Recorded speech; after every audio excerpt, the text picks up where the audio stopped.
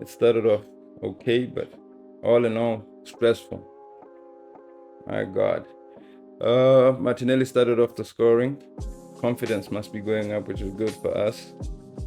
And he looked good during the game. And Trossard then comes in with the second. The first half, like I said, was good, really good, comfortable. Went to the second half thinking, okay, maybe a few more goals. You were thinking about goal difference with City, all that kind of, yeah, too early. So by the second half, within minutes, 1 goal, 2 goals, Justin, 2 assists from Ndidi. The second goal from Justin, wonderful goal. And the keeper was miracles, basically. Even if we had a third half, I was thinking during that game, a third half, there was never going to be a goal. Point blank, beat, whatever. But fortunately, towards the end of the second half, an own goal from Ndidi, unfortunate for him, and then a goal from Havertz. But even Havertz's goal was almost disallowed. VAR had to come in, and yeah, but it was a stressful game. Thinking we're about to draw. There was even moments I thought we were going to lose it. Brief moments, but yeah, it was stressful game. So the left-hand side is looking really good. That combination of Gabriel, Calafiori, and Martinelli with that Trossard on the other end as well. There's just one chip between defenders at the beginning of the first half that Martinelli had passing towards Trossard is just a little high. So I'm thinking that kind of creativity will grow with more game time, people kind of understanding each other's movement. So looking forward to that. As for the right is, with the addition of Timber, still as strong as it used to be. Doesn't seem to have lost any sort of dynamic movement or anything of that sort. So the right and the left looks like it's going to be interesting to see how we move forward.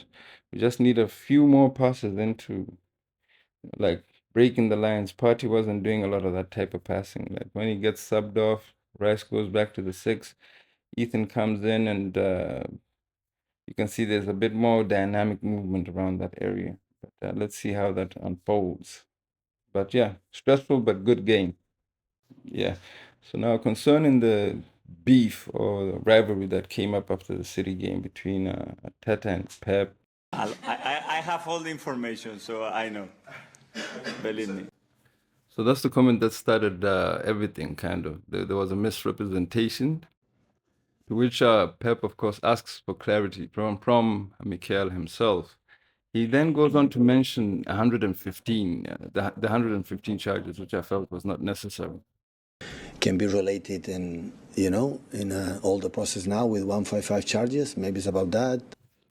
So as for the 115 charges, I don't really even know what they are. My opinion, I hope they deal with this as soon as they possibly can, because I suspect, of course, Pep and City, this is a priority for them. They have meetings about this. It's probably at the top of his head. That's why it comes up during that interview. But the sooner they deal with it, say for instance what happened to Everton, they get docked points, and they're still in the league. Keep it moving. There are discussions around retrospective. I don't think looking at previous seasons and trying to take titles from people, and who wants to win titles like that? Anyway, for me as an Arsenal fan, I wouldn't want to win any title in that way. But these are, discussions on the very, very fringe. So 115, and deal with it. Who cares? On the pitch, is City one of the best teams? It is the best team for the past, I don't know how many years. So beating them on the pitch is the thing that I'm looking forward to. That's it. So the clarification that Arteta was to have made, or was to make, is as follows. And I consider him a friend. I love and I respect every member of the staff there because I worked with them for 4 years. And when I say that I know them, is I know how hard they work. I haven't seen a human being work as hard as Pep.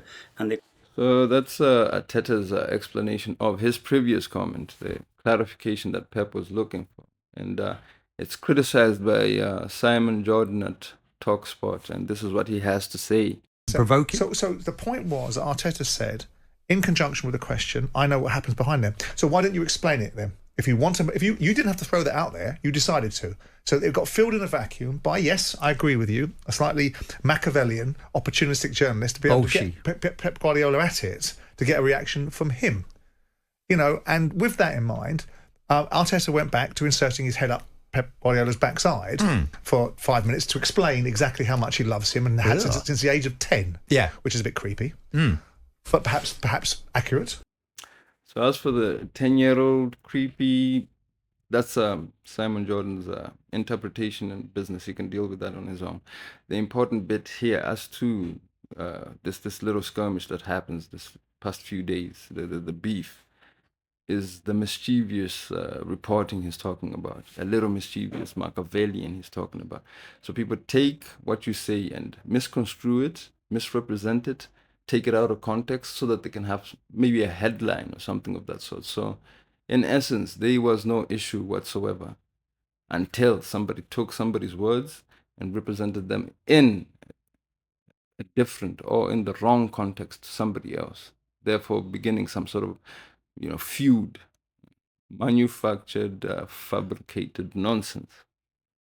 No, the journalists need to be more clear. Exactly. So, but there is a point that Simon Jordan made that I agree with. Let's see what he says here. If he's got so much respect for one another, maybe he should get his centre forward into line so that he has a bit more respect for the manager of Arsenal when he starts mouthing off at him on the pitch. Be humble. Be humble. Yeah, and I think it's last season, was it the De Bruyne and Arteta skirmish, shoving and whatnot. I remember also Kyle Walker having issues with one of our managerial staff or something of that sort. So this has been brewing. This disrespect has been seen here and there. So I agree with that point. Maybe this rivalry has been there. It's just that it has been undercover. It's been simmering, or don't mind it just as long as it's not at the forefront of what we're trying to do this season. Because I also remember, when Arteta got into it with Klopp, we went on to draw that game. So that kind of energy doesn't help. I think we drew. Maybe we lost, but I think we drew. We're beating Liverpool. But after that little skirmish, I mean, it's not helpful. I don't see what the point is. Yeah. So anyway, we're playing Juve today, and I hear talking about beefs. I think Dembele has been taken off there. He's not playing the Champions League. Had a skirmish with his manager. So let's see what happens this evening, and hopefully we'll win and continue winning streak for many weeks to come.